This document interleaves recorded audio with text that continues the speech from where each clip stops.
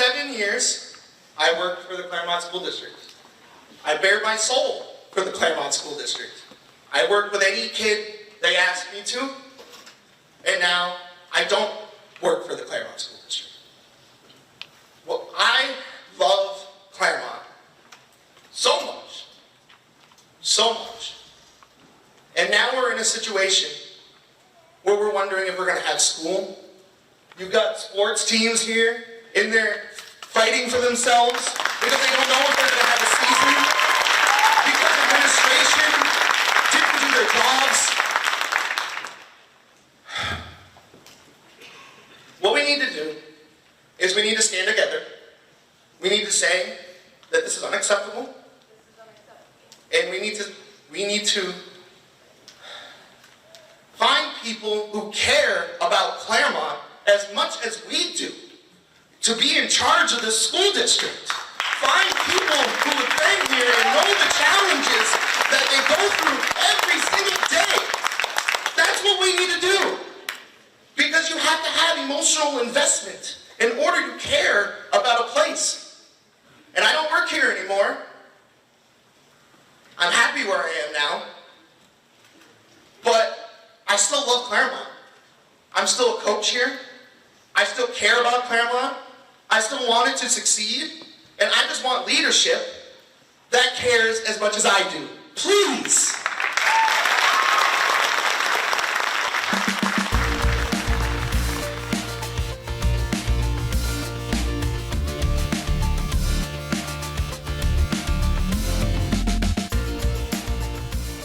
You're listening to New Hampshire Has Issues, and I am your host, Liz Canada, talking to you from the future. Not a ton has changed with what has happened in Claremont since I talked to Matt Mooshian. We've recorded this on Thursday, August 28th. One of the things that I really loved about my conversation with Matt is that he is actually in Claremont. He loves his city, he loves his community, and that comes across.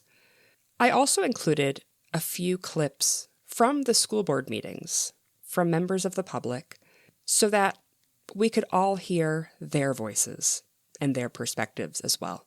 The first person you just heard, as he said, is a coach. You're going to hear from a mom. And after the closeout music, there's a dad as well. I was able to access these because Claremont TV has these recordings on their website, which is incredible. Public access television is such a gift for knowing what's going on in our individual communities. I've included all those links in the show notes. If you hear this episode and you want to help, I've also included a link to be able to donate to support Claremont's extracurricular activities so that the students there can continue to play sports this year. If you would like to support this show, you can go to patreon.com/NHHasIssues. Thank you to those who have already become monthly supporters of the show. These topics that I cover, these issues, come up a lot in conversation. People are talking about Claremont, of course, but they're also talking about the cost of childcare, about the cost of housing, about their health insurance costs. All of those conversations I know are happening out there. So send them the episodes. I'm going to pass it back over to me. Thank you for listening. You know that I like to have a little tagline at the beginning of the show. I'm not sure if you've thought about it. I am now. Okay, you think about it. I wrote one down for myself. We'll see how I feel about it. Okay. Welcome to New Hampshire Has Issues, the podcast that dares to ask, what does Claremont have to do with me? Ooh, that's a good one. Ooh, oh, that's thank actually you. one that everyone should be asking too, honestly. Yeah. I mean, I've seen a lot of folks on the internets say, well, it's Claremont. Who cares? And I disagree with that sentiment, and I imagine you do as well, but maybe that's the question I'm trying to answer today. I think I've got one. All right. Let me know if I need to reel it in a little. No, but... you go in whatever journey. All right. Welcome to New Hampshire Has Issues, the podcast that dares to ask how a district famous for suing the state over school funding still wound up broke. It's a great question. Maybe we answer that today, and maybe it's just left for the listener to ponder as we move into the world. Yeah. I am your host, Liz Canada, And joining me today on the podcast with the best background so far, not that I'm judging everyone else's background, but I'm certainly judging my own. Joining me on the podcast today is a former City Councilor from Claremont, Matt Mooshian. Yeah, thanks for having me. Feels like a while ago, but I was a city councilor. I loved it. How long ago was it? My term ended in 2023. All right, that is not that long ago. That is only know. like 7 minutes ago, frankly. That was moments ago. Matt, thank you for being here. I really appreciate it. I reached out to you and I was like, I think we need to have an emergency episode of New Hampshire Has Issues about Claremont. Yeah, lots going on. Thanks for having me. Yeah. So to start with a simple question, what is happening in Claremont right now? What happened? Nothing major. No, bad joke. What's going on? Because a lot has changed in the last even 24 hours. But what's the deal with Claremont? Truly, the story is continuing to develop. But about 2 weeks ago now, the Claremont School Board announced a $1 to $5 million deficit for the upcoming school year, which raised a lot of questions. How does this happen? Obviously everyone was very worried. Originally, there was some even very basic questions about school starting in 2 weeks. What does that mean for schools able to open their door? Of course, everyone's wondering what's going to happen. Since, as you said, there's been a bunch of updates. We've learned a bit more about the situation. The school board has hosted a couple school board meetings to hear from folks, let folks know about what was going on, and just try and provide some information about how we got here, as they themselves are still figuring it out. But in the wake of this information, they have I don't know what the proper word is, but they have let go of about 39 positions. Yeah. The first wave was 19 new hires who had yet to start their school year at the school. They were new teachers coming into the district. And then at a meeting last week, I think, or earlier this week even, there was 20 more positions that were cut from the district. Also, all the extracurriculars like fall sports, band, theater, all that stuff's now probably only going to happen if the community is able to fundraise. And the price tag that was given, an estimated price tag for fall sports, as an example, was $500,000 for the community to have to come up with so that kids can go to their games, which I think we're recording this Thursday, August 28th. I think the first sports game is tomorrow, Friday. It's tomorrow. Yeah, I think so. Yeah. So, things aren't great. School did start today, though. And I did, from friends who have kids that are going back to school, see folks posting online about, amidst all the chaos and confusion, kids going back to school today, seeing their friends, seeing their teachers, felt really good for them. And, good. A little bit of normalcy. And hopefully we figure out the situation so that they can do all the stuff they look forward to doing. But that's where we are right now. And I saw the announcement, I think this may have happened yesterday, where the school district is able to receive a loan of $4 million. Yeah, Claremont Savings Bank. I don't exactly know the type of loan it is. I know the acronym is GAN.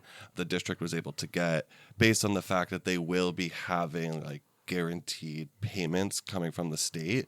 So the district will be getting, I think it's a $4 million loan from Claremont Savings Bank, which is really huge for just cash flow and being able to keep the schools open and do things like pay the bills and make payroll. I did what I never expected myself to do, which is watch those school board meetings in full from the last few weeks. And it's been really interesting to see the variety of individuals coming out to share their perspectives to the school board and to the broader community of how this, I don't know, what are we calling it? A financial crisis, deficit, whatever one might say. Huge problem. Huge issue. It's part of the part of the title of the show. Huge issue.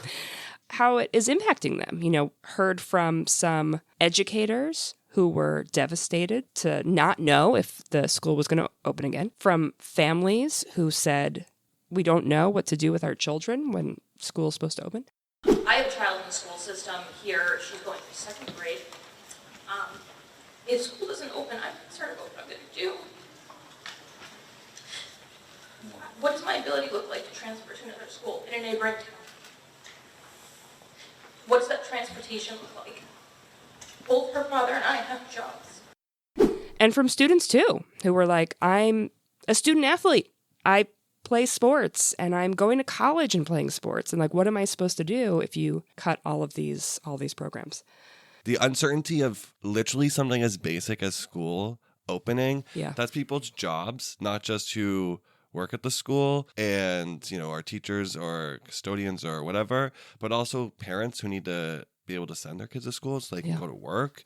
Yeah, the students who are our future doctors and all of those things who are thinking about things like early decision and early application and need guidance counselors to help them navigate that. It's a huge thing. But it is amazing how even, with all of that being true, the community can immediately jump into what are we going to do? How can we help mode? There was a question of whether or not the schools would remain open for the entirety of the school year. There was some questions about, well, we can open for a month, or we can open for 2 months, or maybe we can be open until the spring. Where is the school district now? Like, have they said, like, okay, now that we have this loan, we're good for the school year? Or is there still a question of, for the seniors, right? Like the seniors are like, am I going to graduate from this school? Is this something I need to be worried about? What's the update on whether or not the schools will stay open for the full school year? It's a hard question. I think the yes or no to that has still kind of yet to be given. Yes, TBD. TBD, exactly. Obviously that's why we're doing things like what can we cut back? How is the loan going to help? I do think that Claremont Savings Bank kind of coming in with clutch with this loan will definitely help, because the biggest issue for the district right now is just cash flow. They don't honestly have enough money coming in to just pay their bills, and for them bills also include things like paying people, which you have to do. Yeah. So that will help get that going, as they also, I think, figure out payment plans and other options to mitigate other things. So unfortunately, as uncomfortable it is, like, while that is going to help, it still is yet to, I think, determine whether or not because one thing I keep thinking about is like, it's August right now, but once winter gets here, we have other fees like heating these places, these massive buildings. So like what the future looks like, I think, is still a little uncertain. What are you hearing in terms of families making choices of wanting to stay in their school district?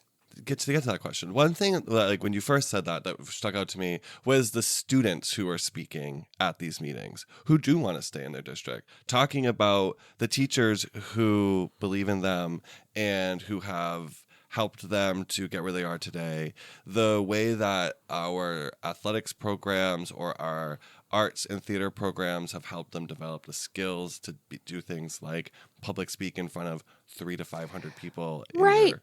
They're going in front of this packed room. Yes, right. You hear from those kids like the benefits and the value that they get from going to their schools, their public schools.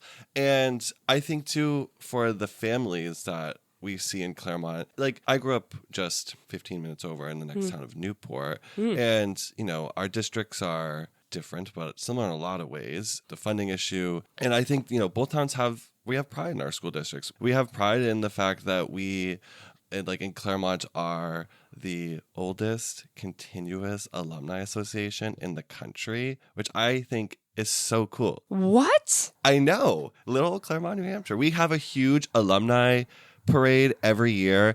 I actually, I gotta be honest with you, I never really quite understood it yet because I didn't graduate from here. So I was always like, alumni parade, it's a thing we do. But this year was my boyfriend's 10-year reunion. And it was really cool, seeing the immense pride in these alumni who were coming together to, not just participate in the parade, but reconnect and share their high school, their pride in their school, and share the old stories. And one thing that was so fun is at his reunion, they found out that they're him and his classmates found out that one of their old 4th grade teachers lived next door. So they went over and invited her, and it's just it's amazing. Something that is so fun and unique to Claremont, but also really speaks to the importance of funding public school. Your and neighborhood school. Having these your Yeah. neighborhood school. Yeah. For me, even connecting to it from being in the next town over in Newport, we had a lot of challenges. I remember I remember school years where they would send letters home to our parents asking to buy like printer paper or stuff like that because Yeah. we just didn't have enough money as a school. Yep. But, you know, I am so proud to be a public school graduate. I love being a Newport Tiger. I think back to like my teachers, and maybe we didn't have the most up-to-date things, but I never really was aware of that. And like also still had some really cool opportunities and was able to have, you know, things that I'll never forget.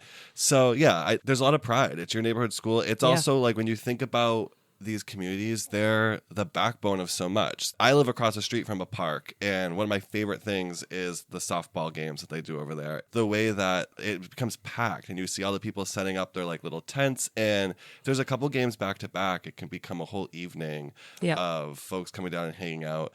And yeah, the alumni parade, things like that, they're just so important.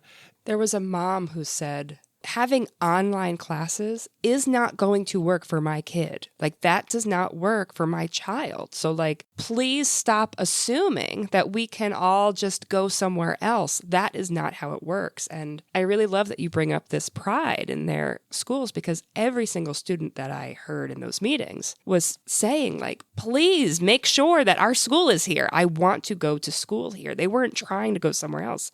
They were, I don't want to use the word desperate, but it felt that way of like, open our schools and make sure my sports programs, make sure my classes are there. That pride is so important, and that is what neighborhood schools are all about. This is my community. There were former students who came back to share that same message, and it's unfortunate because I don't want this to be like, you know, don't go to a church. Like, it's not that, like, Yeah. but that shouldn't be at the cost of others. And, you know, I think about, the folks in my life who do need to be able to go to a public school that is fully funded with the resources they need.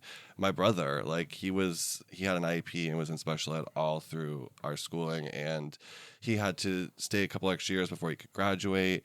And, you know, now he's been at his job for years, and he is thriving, wonderful, contributing member of society. But like, if he didn't have all of those things, it would have been so much harder for my parents to fight to get them for him. Right. And who knows how far he would have had to go to school or something like that. And he certainly wouldn't have been able to sit in front of a computer and do any type of learning that way. The other aspect too, where like, we have people in our community, like getting back to just how these schools touch everything. We have people in our community who are incredible educators and should be able to just teach at an awesome school that's in their town, that they can walk to if they want, that they can be a part of the community when they're not just in the school building. And if we start moving all of our schools away like that, we're going to miss out on that. What do you wish people knew about Claremont in general? You know, there's talk about Claremont. There was the school funding case from decades ago when it still sort of looms large in a lot of ways. But I'm assuming a lot of people haven't actually been to Claremont. They may have only heard of it, myself included. Yeah. So what do you wish people knew about your city? Thank you for asking. It's so true that you look us up and you see the school funding stories and stuff like that. Claremont is a really incredible. I'm biased, of course. I've chosen to just stay here, but I love it. Yeah. It's an incredible town. The folks here really. We're going to handle this. We're going to get through this. There was a mom who spoke at the school board meeting the other night, and she turned to the audience at one point and held the microphone, and she said, like, we are going to figure this out. We're going to be okay. We're all going to help be there for each other through this, and we're going to get our school through this. And that, you know, that is so everyone's, you know, approach to these problems. And then also you can come here and hang out with the cool people, but also we have incredible recreation.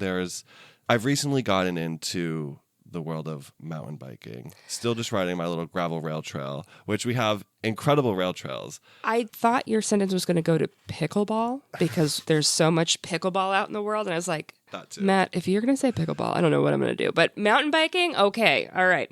They just built 4 pickleball courts across the street from my house, and I kind of can't wait to go, though. I've never played, but I've heard about it. I've never played either. So Should we go play? Should we go play pickleball? let's come to Claremont. That I can will. be your trip here. I will 100% do that. So you have trails Yeah. with mountain biking. We have rail trails all through, which are, you could go from here to Newport or out toward Lebanon. There's awesome rail trails, but also our it's called Arrowhead. It's it's like our tubing mountain in the winter, but it has recently become like a mountain biking destination. And there's been a couple like mountain biking. I should really look them up. It's like an enduro something. I don't know. But there's been some like mountain bike competitions here, which has brought a lot of attention to our area for that kind of recreation. We also have a ton of parks. We've got parks with disc golf, frisbee golf courses. So like a little bit of everything for anyone. Great food in Claremont. Yeah? Yeah, great food. We have really great restaurants. One of my favorite Mexican places right here in Claremont, Rancho Viejo. So good. Everyone go next time you're here. Yeah. I'm hearing pickleball, biking, and Mexican food. And that's like the perfect trifecta, frankly. Yes. We've got a lot. And, the other thing about this area is why I would love you to stay in Claremont, but there's lots of like other cool history and culture in this area. So once you're here, you can go check out things like St. Gaudens over in Cornish, and there's just lots of cool stuff in this area to check out and explore. And that's what I love. Like when I have a weekend of nothing to do, it's like, what little gem should we go check out today that we haven't been to in a while? So yeah.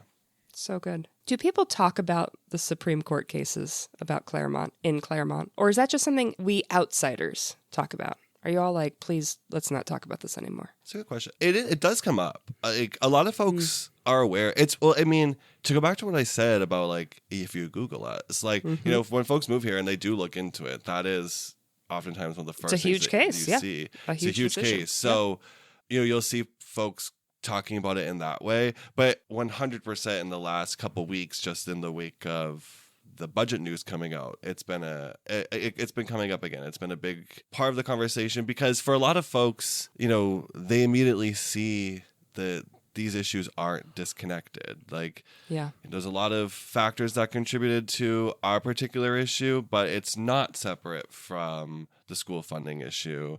And, as I said, like, how does a district that's famous for suing the state over school funding end up going broke is actually like what people are asking. And I think one thing though that is like interesting is folks, when they talk about it, it's like, acknowledging, and it's like, yes, this is a thing, but it's not always like we know what to do about it. And I think the thing to do about it is to tell our elected officials, our decision makers, that like we need their help. And there's been this message coming to Claremont right now that like this is our problem and we have to dig ourselves out of this. Right. I think the Commissioner of Education even sent a letter to us where I am paraphrasing, but she was like, this is a local issue. This is your issue. But it's not. Like any town that is, a bad budget away from having everything heavily rely on property taxes could end up in a similar crisis. Right. So it's not an us problem. The through line I'm trying to figure out how to articulate in not such a wordy way, and I don't know how to do it. So I'm just going to try it. But the Claremont decision from decades ago essentially said, New Hampshire, you have the obligation to fund schools adequately and fairly. Like, that's the premise of those court cases. And the job is by our lawmakers. They're supposed to fix the school funding issue. And this year, the majority of the lawmakers actually put in the state budget that courts don't get to make this decision. We get to make this decision. You can't tell us what to do. And so for the past few decades, they haven't done the thing that the Supreme Court said in Claremont, and then Claremont again, and then other school funding cases that we've seen. The Supreme Court keeps saying, you're not doing this right. You're not doing this fairly for decades. And the legislature, as recently as June of this year, has said, you can't tell us what to do. We're not doing that. And here we are with Claremont going broke. Yes, there are many variables at play. Like, There should have been audits. There, like, all sorts of things were happening. But the state lawmakers have literally said very proudly, you can't tell us what to do. We're not changing that. That's not a thing we're going to change. And the way that the state funds schools is through property taxes. That is how these lawmakers are okay with funding the schools. So I don't know if I'm piecing it together, but it's like in my head, I see the thing that is happening and I don't know how to like get it out there. One thing I think is so hard is we talk about states underfunding and it sounds so abstract, but like it's just not. What that literally means is like they're sending less money to things like special ed. They're sending less money to things like building aid to literally just support these school buildings so that kids can go in them and they're safe and up to code. It's less money for things like transportation. That's literally what that underfunding means. And I guess it's the question of like how many places have to go through this before they maybe look in the mirror or something. But yeah, I do think one thing I'm thankful for is seeing this happen in Claremont is just folks starting to talk to our lawmakers and our state legislators and urging them to fix this issue. And, I don't have the magic answer, but I can tell you one thing. What we are currently doing isn't it. And we could at least start this is that not it, kid. and see this is not what it. we can do better. Right. I hear people say this is a Claremont issue, but actually that's the problem, is that we have just siloed everybody off into their own individual communities to have to raise so much of it on their own without the state's help in so many ways. And so your question of how many communities have to go through this before it changes, it would be nice if the answer was no more than what's happening right now. But I'm seeing some lawmakers on the social media kind of celebrating what's happening in Claremont to say, see, we told you so. School districts, you should go somewhere else. And that's not what the students in Claremont are asking for. That's not what the families in Claremont are asking for. And so maybe those same lawmakers who are using this as an example of why they should send public dollars to wealthy families to go to private school, maybe they should listen to the students in Claremont instead. I had a thought. It was crazy to me listening to the students say that and parents say that. And, we're calling folks in right now. But then to have someone on the... We're calling them in. To have someone on the board basically be like, well, you should look into EFAs that could support you. Like, what if everyone in Claremont just, like, I guess got an EFA and then donated it back to the school district? Like, is that what they're asking? They're not like, allowed to do that. We can go back to the Education Freedom Account episode with Christina Pretorius. You are not allowed to go to public school and get an Education Freedom Account. It really is, like, astonishing. It's, like, startling how we can have these conversations, about, like, literally a community having to have fundraisers to raise enough money so that kids can play sports this fall, can play their band instruments, so that they can do all the things that we all got to do. Yep. And like we're having this conversation so seriously, and there are actually people out there like pointing the blame and trying to turn it into an "I told you so" moment.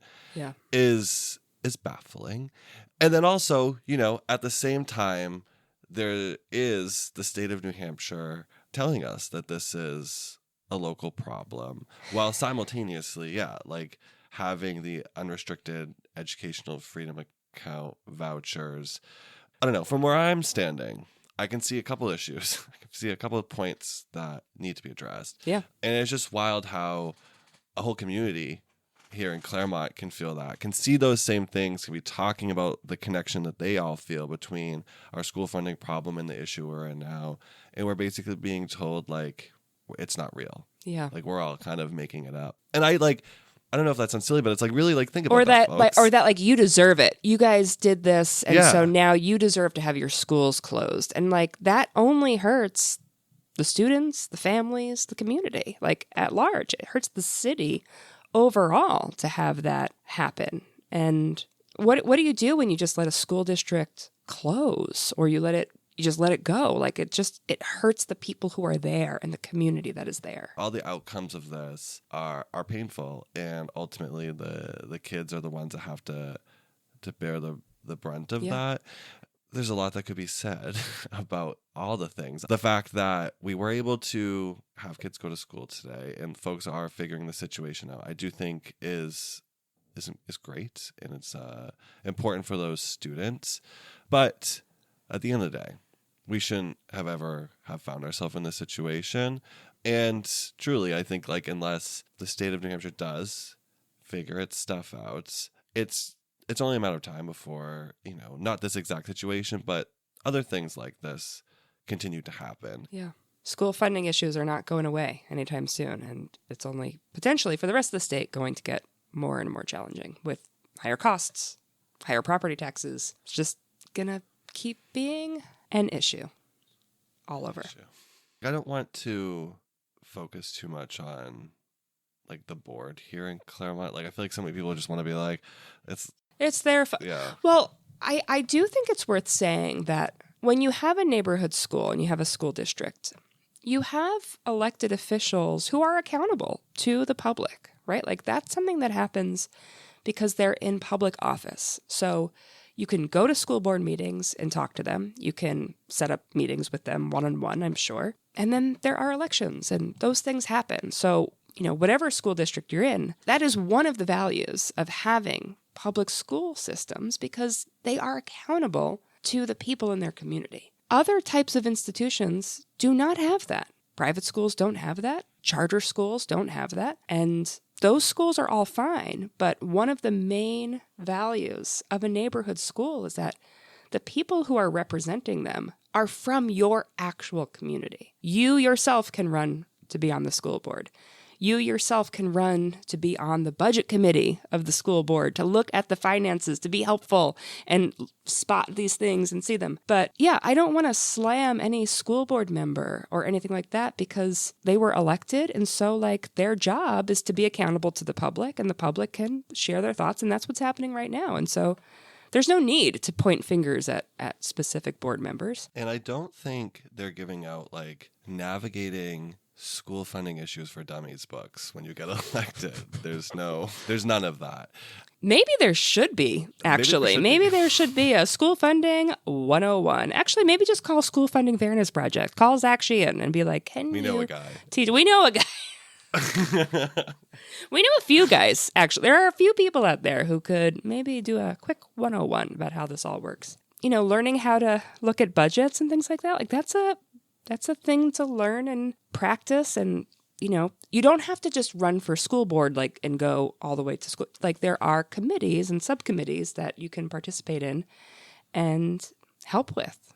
I'm on my budget recommendations committee. I've learned a lot about the different line items, how much we have to set aside for the snow removal every year. It's all those details really matter. Yeah, no, you're so right. My school board is a way that I can have accountability on the school district, but also is a way for me to shape things by who I'm electing to put on there, by going to the meetings, by just talking to these folks. It's a great perspective for folks to try and take on.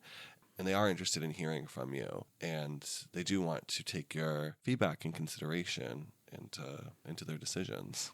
So for some of the episodes, I ask what should folks do? And maybe we're answering that as get involved in your own school board, city council, select board. There are plenty of committees in your community that probably have vacancies in some way where they need volunteers because our entire state is run by volunteers. That is literally who runs our entire state and all of our communities. It's all run by volunteers.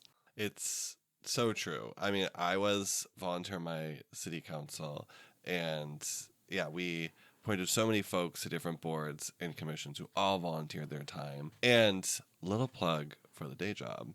Ooh. But if you are interested Hey. in seeking an appointed office, you could check out the Forward Foundation, Ooh. forwardnh.org. We have a whole list. We've tracked like land use board positions. Oh my God. Yeah, like arts and council related things, budgetary stuff.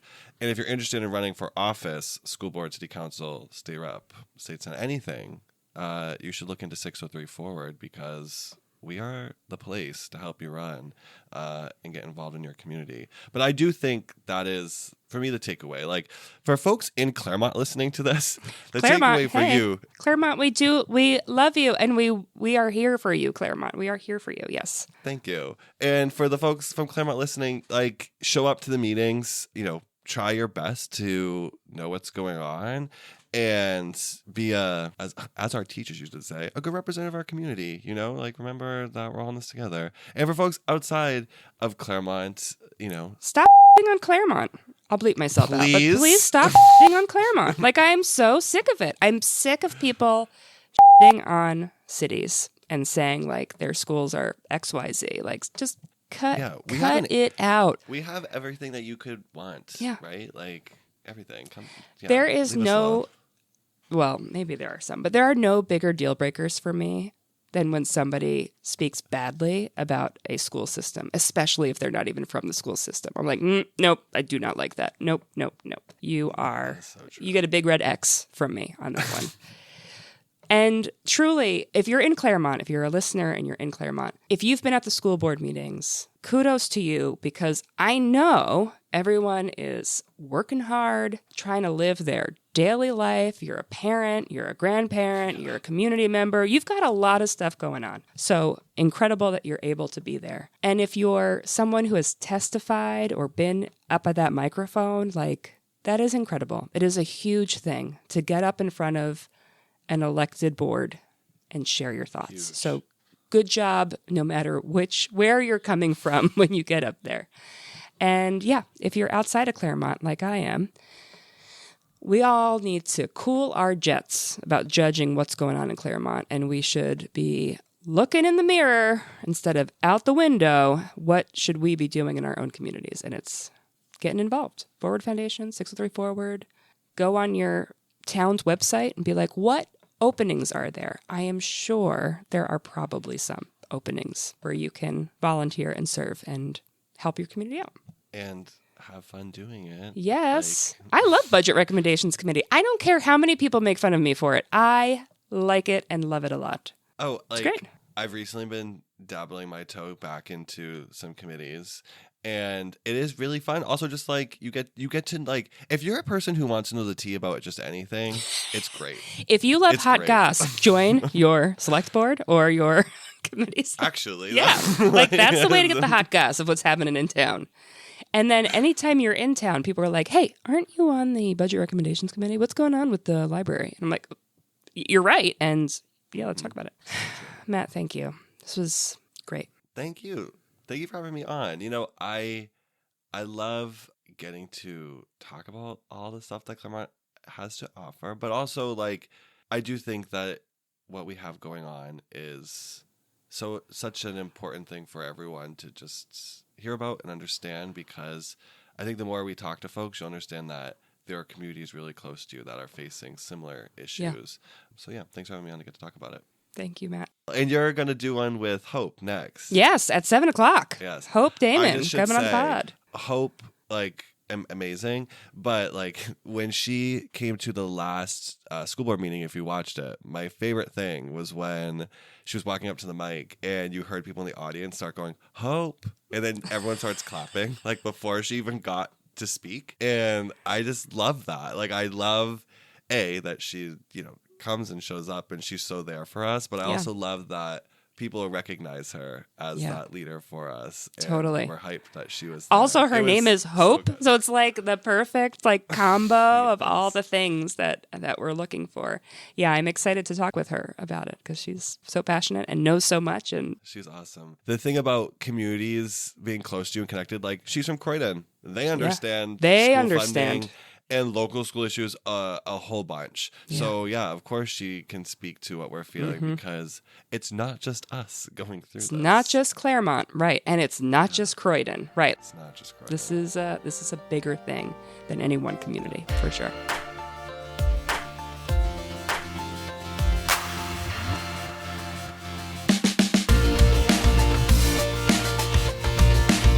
The benefit we had back then, there wasn't this cesspool of anger and discontent on Facebook and social media. Get your information here. But at the end of the day, we can yell and scream at each other all we want. If we don't work together, it ain't gonna matter. We'll still have Claremont, but we'll just hate each other more. That's true. For God's sakes, people, come together as a community, not separate. I've been here too freaking long to watch this happen, and I'm gonna fight to the death to make sure